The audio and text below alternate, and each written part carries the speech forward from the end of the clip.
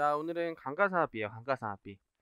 그래서 감가상각비를 마스터한다라고 생각하시면 돼요. 감가상각비를 마스터. 그래서 오늘의 포인트는 감마예요. 감마. 감가상각비 마스터.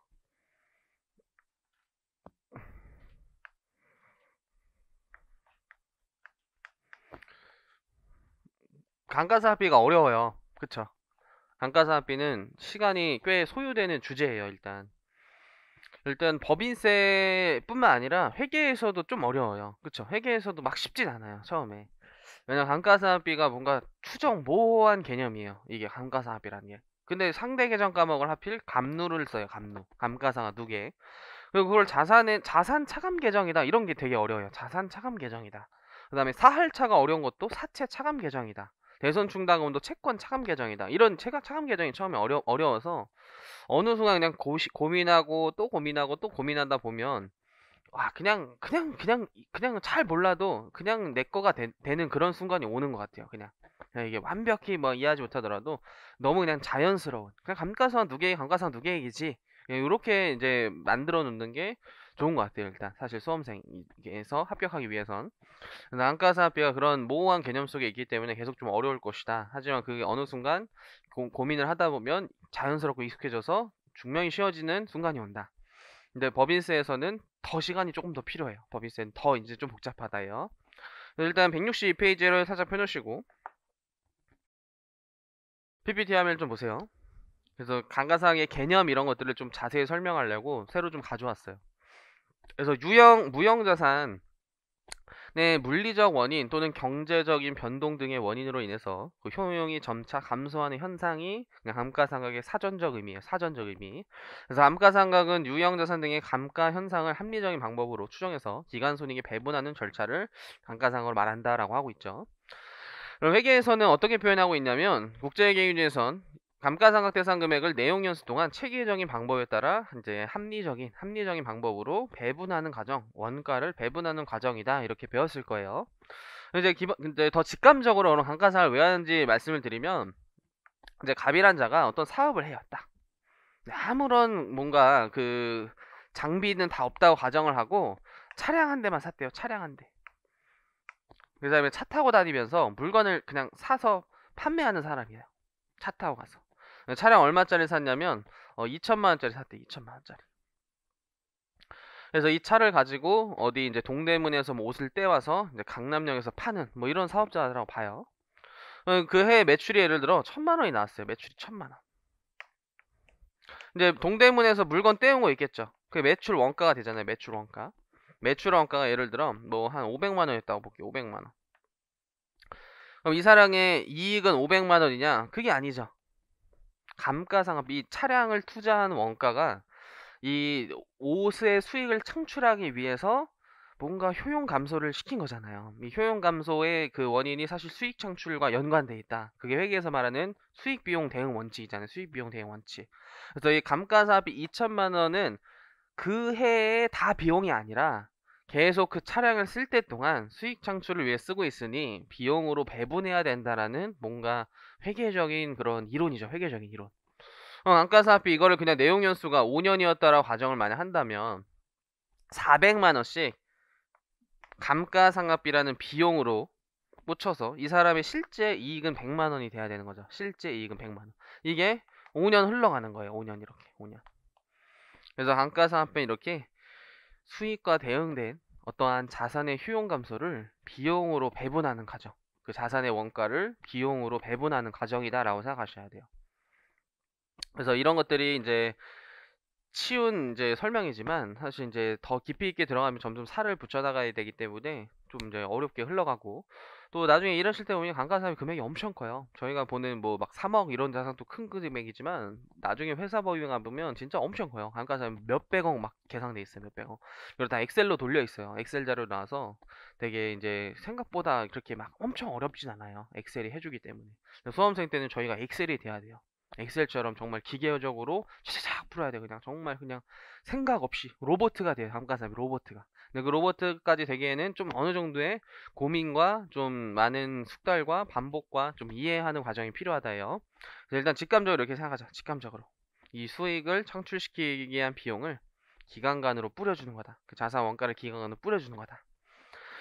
그런데 회계에서는 이제 이러한 수익 비용 대응의 원칙에 의해서 감가상각비를 계산할 수 있는데 여기 기준 기업 회계 기준 내용 보듯이 그냥 체계적인 방법이라고 돼 있어요. 체계적인 방법. 그렇죠? 체계적인 방법. 근데 과연 감가상각비가 정말 체계적인 방법이 있을까라고 하면은 모호해요. 모호하죠. 과연 얼마만큼의 자산이 감소돼서 그걸 수익 창출에 소요됐는지 정확히 알 수 없단 말이에요. 그래서 체계적인 방법 정도로 해놨지만 어느 정도 추정한 금액으로 계상하게 돼 있을 수밖에 없는 거예요. 감가상각비는. 정말 그 자산 가치의 효용 감소를 정확히 측정이 어렵다. 그래서 추정의 의미가 담겨져 있어요. 추정의 의미가. 근데 법인세법은 다르죠. 법인세법의 애초에 세법의 취지는 조세 형평 구현, 뭐 조세 법률주의 이런 거기 때문에 이 감가상각비도 조세 형평 관련돼 있을 때 어느 법인이 우리 이번에 좀 세금 많이 나오겠다. 감가상각비 많이 때려 넣어.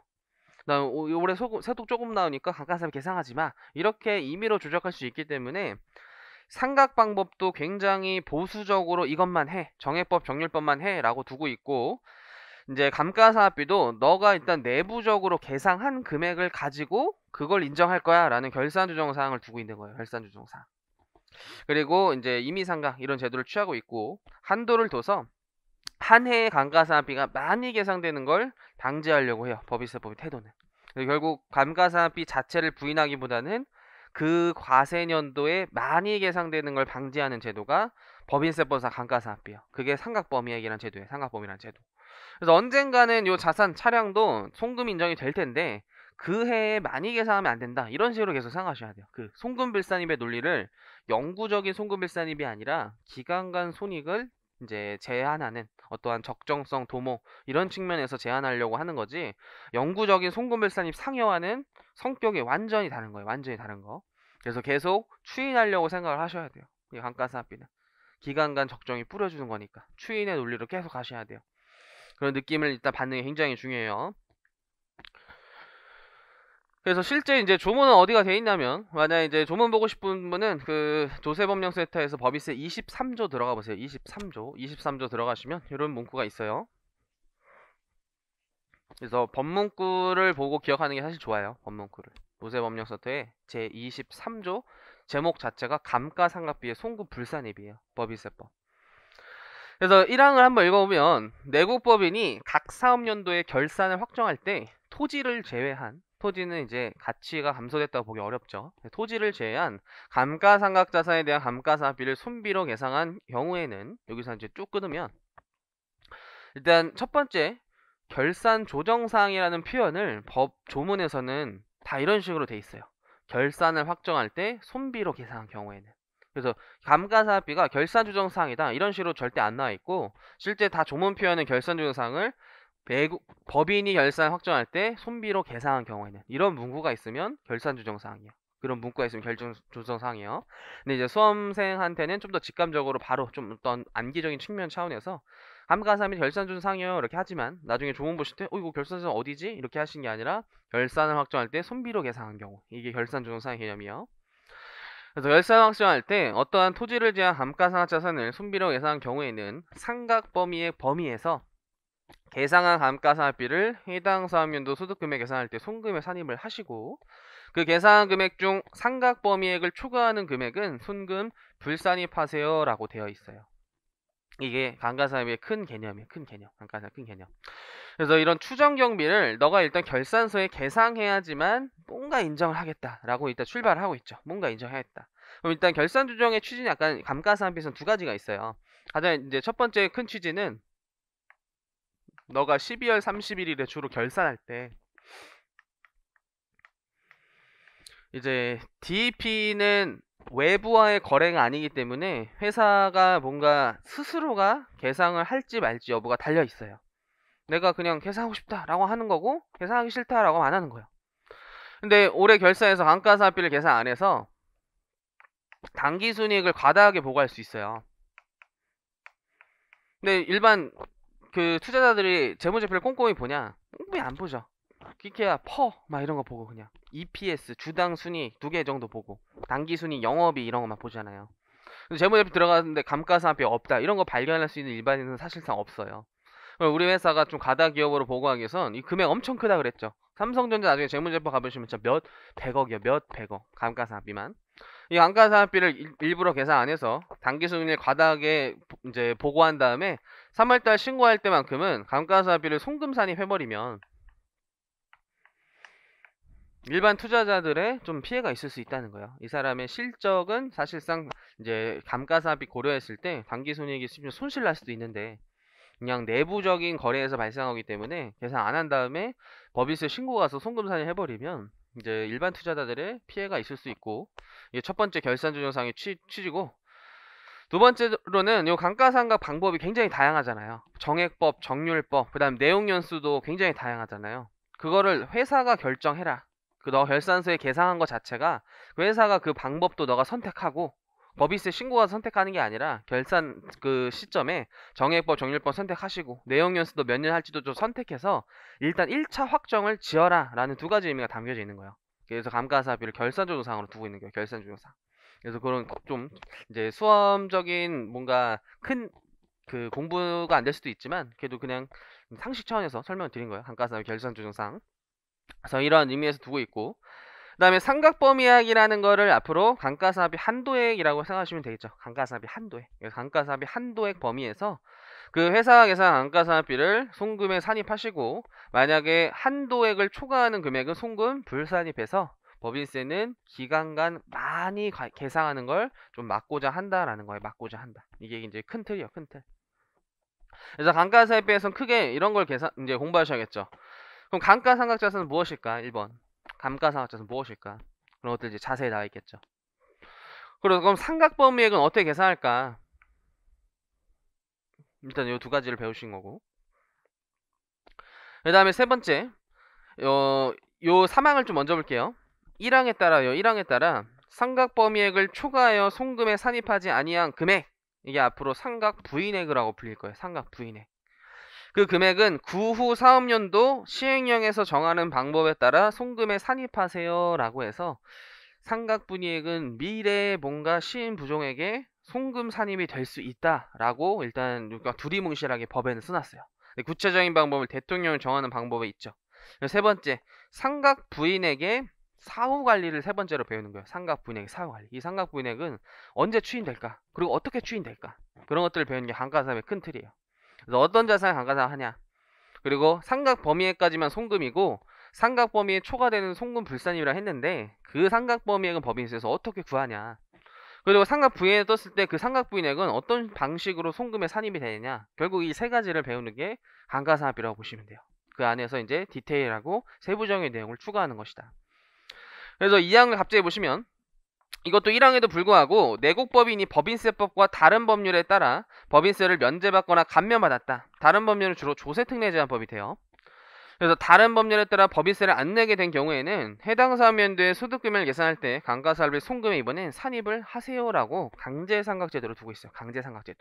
그래서 이 2항을 수험계에선 제목을 뭘로 붙이냐면 감가상각의제라 그러죠. 감가상각의제. 감가상각의제. 왜냐하면 이렇게 감면받은 해에 결산조정사항으로 뒀더니 20년도에 이 사람이 조특법에 의해서 법인세가 감면이 돼서 세금을 한 번도 안 내요. 원래 안 내요. 그럼 세금을 어차피 안 낼 거 감가상각비를 계산 안 하는 게 유리한 거죠. 그러면 이 자산가액이 예를 들어 뭐 1,000원짜리인데 요 미래의 송금을 더 인정받을 수 있잖아요. 그만큼 이 해에는 계상해봤자 세금 안 내는 해니까 계산 안 하는 게 법인이 유리한 거잖아요. 그리고 결산조정 사항이기 때문에 이게 추가적으로 막 법인세에서 송금 산입해 라고 원래 없었던 거잖아요. 그래서 자산가액을 일부러 감가상각비 계산 안 했는데 그 이유를 봤더니 감면받은 해에서 세금을 원래 안 냈다. 그럼 이 사람이 21년도부터 언젠가는 감면이 풀릴 거예요. 막 5년 감면 이런 보통 이제 기한 제한이 있으니까 감면이 풀린 후에는 이제 쌓아뒀던 자산은 또 계속 사겠죠. 누적으로. 그 쌓아뒀던 감가상각비를 다 계상해버리면 미래의 송금이 더 많이 인정되는 꼴이 나기 때문에 이런 두 가지 혜택을 이제 법인세는 좀 허용하지 않겠다라는 측면에서 이렇게 감면받은 해에는 감가상각비를 무조건 송금 산입해서 이때 뭐 세금을 줄이진 않죠. 어차피 안 내니까 세금을 줄이진 않지만 미래에 그만큼 감가상각비가 적게 계상되는 거예요. 여기서 상각이 돼버렸으니까 이게 800원. 뭐 아니면 뭐 600원 이런 식으로 상각된 후에 금액으로 넘어오니까 미래 송금에 좀 영향을 미치게끔 미래에 그만큼 많이 계상이 안 되게끔 만들어준 제도가 감가상각의제예요. 감가상각의제.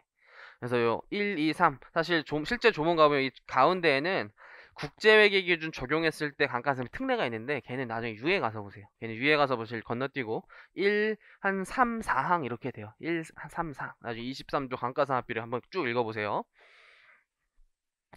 사실 책에는 이런 것들이 좀 안 나와 있어서 좀 아쉬워요. 사실은 저도 수험생 때는 몰랐지만 이런 거 있죠. 1항에도 불구하고 1항에 따라 이런 것들이 수험서에 다 뺀단 말이에요. 그쵸? 근데 사실 굉장히 되게 이해하는데 좋은 문구예요. 이런 것들이 1항이 뭐죠? 결산주정사항이죠. 지금 결산주정사항에도 불구하고 이 감면받은 애는 송금 산입해야 된다. 그런 뭔가 추정의 의미가 담겨져 있어서 사실 이해하는데 굉장히 도움이 되는 표현이에요.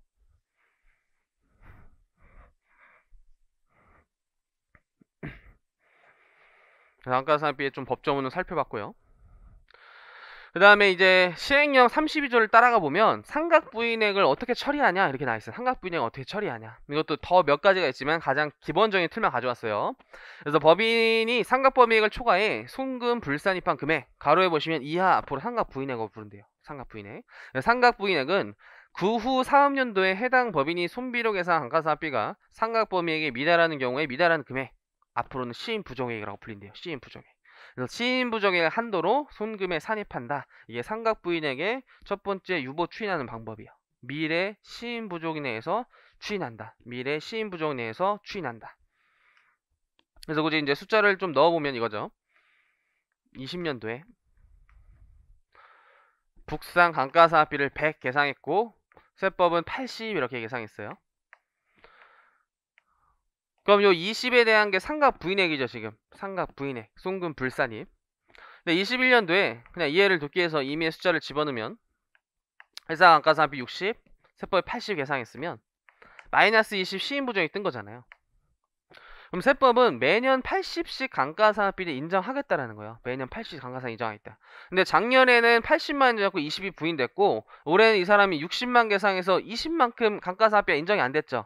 그럼 전년도에 부인됐던 걸 요 시인부정의 범위 내에서 손금 산입으로 이제 감가상각비를 인정할게, 추인할게 이런 개념으로 가셔야 돼요. 상각부인에게 첫 번째 유보 추인 방법이에요. 상각부인에게 첫 번째 유보 추인 방법. 그래서 시인부정액을 한도로 상각부인액을 송금 산입한다. 시인부정액을 한도로 감가상각비에 상각부인액을 송금 산입한다. 근데 여기 이제 표현에서도 한 가지 중요한 문구가 있는데 지금 시인부정액 내에서 송금 산입할 수 있는 금액은 상각부인액만 추인될 수 있어요. 상각부인액만. 근데 감가상각자산이 꼭 상각부인액뿐만 아니라 유보라는 건 여러 가지 상황에서 발생할 수 있어요. 발생할 수. 예를 들어 대표적으로 회사가 자산을 80 계상했는데 세법상으로 자산이 100이었던 거예요. 뭔가 취득가액을 잘못 계상했다든지 좀 미달하게 계상했다는 거예요. 어떤 원인은 이제 지금은 중요하지 않고. 그럼 이때 자산가액 이렇게 늘려주겠죠. 입금산이 20 유보 이렇게 늘려주겠죠. 입금산이 20 유보 이렇게 늘려주잖아요. 근데 이 유보는 시인부정액에서 추인이 안 돼요. 상각부인액이 아니잖아요. 상각부인액이 아니잖아요. 상각부인액만 시인부정액 범위 내에서 추인할 수 있다가 또 굉장히 중요한 감가상각비에 키워드를 작용할 거예요. 그래서 뭐가 탄생하냐면 즉시상각의제가 탄생해요. 즉시상각의제. 즉시상각의제. 직상가지 미리 좀 간단하게 설명드리면 오늘 되게 자세히 할 거예요. 이런 거죠. 자산가액인데 회사가 수선비를 계상해요. 왜 수선비를 계상하냐? 첫 번째는 진짜 몰라서 그런 걸 수도 있어요. 격리 직원이나 회사 직원이 몰라서. 근데 더 이제 중요한 그 이유는 수선비로 처리하는 게 회사한테 더 유리해서 그래요. 유리해서. 왜냐면 자산으로 처리하면요. 기간 감가상각비로 인정된다 그랬죠. 찔끔씩. 수선비 처리하면 올해 다 송금 인정이 되잖아요. 근데 좀 이게 자산인지 수선비 좀 모호한 금액들이 있을 수 있단 말이에요. 그럼 회사는 당연히 유리한 쪽으로 세금을 덜 내고 싶은 쪽으로 올해 다 비용 처리하는 게 좋단 말이에요. 근데 과세관청 입장에서는 저거 자산이에요. 저 무슨 수선비야, 자산이지. 그럼 이거 세무정 해보세요. 손금 불산입, 수선비를 취소한 손금 불산입 10. 자산의 증가 유보 이렇게 가죠. 그럼 이 유보 언제 추인되냐면 시인부정에서 추인이 안 돼요. 지금 조문으로. 그쵸? 이거 삼각 부인의 아니잖아요. 삼각 부인의 아니잖아요. 그럼 이거 언제 추인돼요? 처분할 때 추인돼요. 처분할 때. 처분은 언제예요? 몰라요. 안 처분할 수도 있죠. 이거 유보가 영영 청산소득까지 남아있을 수도 있어요. 심지어. 그럼 이런 과세 문제를 해결하는 게 즉시상가의제예요. 즉시상가의제. 즉시상가의제. 그럼 즉시상가의제로 미리 한번 해볼게요. 어떻게 되나? 그럼 세법상으로 원래 자산이었는데 즉시 감가상각한 것으로 의제해버린다. 그럼 이제는 상각 부인액이 생길 거예요. 이제 감가상각비 10이 생겨버리죠. 세법상 자산가액 원래 10이었던 거죠. 그리고 만약에 뭐 내용연수가 한 5분의 1이었다고 볼게요. 그냥 상각범위의 2 8에 상각 부인액이 생겨요. 그럼 이건 미래 시인부정에서 계속 금방금방 추인이 되겠죠. 근데 이렇게 즉시상각 의제를 안 둬버리면 이 10의 유보는 정말 언제 추인될지 모르는 거예요. 언제 추인될지 모르는 거예요. 그래서 저 조문에서 한 가지 더 기억하셔야 되는 게 시인부정액에서 추인될 수 있는 유보는 상각 부인액에 한정한다는 거예요. 상각 부인액에 한정한다. 근데 거기에 특례가 하나 또 있어요. 건설자금 이자에서 전기에 건물이 완공이 안 돼서 송금불산입된 건설자금 이자 있죠. 걔는 상각부인액으로 의제한다라는 표현을 써요. 그래서 상각부인액 아니지만 의제해서 추인되는 규정이 있는 거예요. 통치계. 그 건설자금 이자에서. 그래서 직시상각의제가 만들어진 사실 그 근거 조문도 된다라고 보시면 돼요. 근데 직시상각의제 다시 한번 설명드릴게요. 좀 2차니까 좀 꼼꼼히 보기 위해서 설명드렸고, 그 다음에 이 경우 법인이 감가상각비를 손비로 계상하지 않은 경우에도 상각범위액을 한도로 상각부인액을 송금에 산입한다라고 되어 있네요. 그럼 얘는 이런 거죠. 21년도에 이렇게 감가상각비를 계상하지 않았어도 세법상 상각범위액은 나오겠죠. 그럼 시인부종에 80이 있는데 이 시인부종의 범위 내에서 추인될 수 있다. 그래서 계상하지 않았더라도 상각범위에까지 이제 추인시킬 수 있다. 라고 한 문구가 얘예요. 이 경우 법인이 감가상각을 손비로 계상하지 않은 경우에도 상각범위액을 한도로 상각부인액을 송금에 산입한다. 요 상황을 말씀드려요. 요 상황. 그래서 이렇게 시인부종액을 한도로 상각부인액이 추인돼서 이제 기간간 세법상 감가상각비가 송금으로 인정받을 수 있게끔 이제 하는 제도를 두고 있어요. 근데 세 번째, 이제 시인부족이 나왔을 땐 상각부인에게 충당하지 못한다라고 되어 있네요. 그래서 이렇게 마이너스가 금액은 미래로 넘어가서 할 수는 없는 거예요. 왜냐면 결산주정사항을 애초에 만들어버렸으니까 시인부족이 떴을 땐 미래로 가서 송금산입이 안 되는 거예요. 결산주정사항의 논리 때문에 그런 거예요. 결산주정사항 때문에. 그래서 이게 큰 틀이다. 감가상각비의 큰 틀. 조문으로 되게 새롭죠. 그래서 이제 세법상 감가상각의 특징을 보시면 원칙은 결산주정사항이다. 앞에서 말했던 두 가지 취지 때문에 당기순이 과대 보고해서 법인세 나중에 줄이는 거 방지. 그 다음에 너가 회사가 내부적으로 정액법, 정률법, 내용연수 등을 확정하는 절차로서 계상을 해놔라는 두 가지 의미 때문에 결산주정사항이라는 걸 두고 있어요. 단 다음에 해당하는 경우에 신고주정사항이고 몇 가지가 더 있지만 수험적으로 중요한 거 3개만 가져왔어요. 이제 저번 시간에 배웠죠. 16년 후 취득한 업무용 승용차. 이거는 이제 사적 사용과 고가 차량에 대한 제재를 위해선 강제 상항을 할 수밖에 없어요. 5년 정액법 강제 상각. 두 번째 감가상각 의제. 바로 첫 시간에서 첫 번째 페이지에서 배웠죠. 감면받은 해에 감가상각비를 강제 송금 산입하는 제도. 그 다음에 세 번째는 나중에 한 유에 가서 배우세요. 특수관계인으로부터 자산을 양수하면서 자산가에 미달한 경우. 그래서 이 세 가지는 신고조정사항으로 송금 산입해야 되고, 심지어 신고조정을 선택할 수 있는 또 특례까지도 좀 몇 가지 있는데 좀 더 지엽적이라고 봐요. 그 다음 2번 상각 범위에까지만 송금을 인정한다는 건 기간간 감가상각비가 많이 계상되는 걸 방지하고 이제 송금을 적정화시키기 위한 제도다. 그 다음에 세 번째 내용연수도 회계처럼 임의로 할 수 없고 한정된 내용연수를 두고 있어요. 그 다음 네 번째 감가상각방법도 회계상 5가지 6가지 있죠. 뭐 연수합계법, 이중체감법, 법인세 그딴 거 없어요. 정액법, 정률법. 그 다음에 뭐 광업연자산 생산년 비례법 있지만 수험적으로 전혀 안 중요하고 정액법, 정률법에 약간 국한이 돼 있다. 그래서 이런 특징들을 가지고 있어요.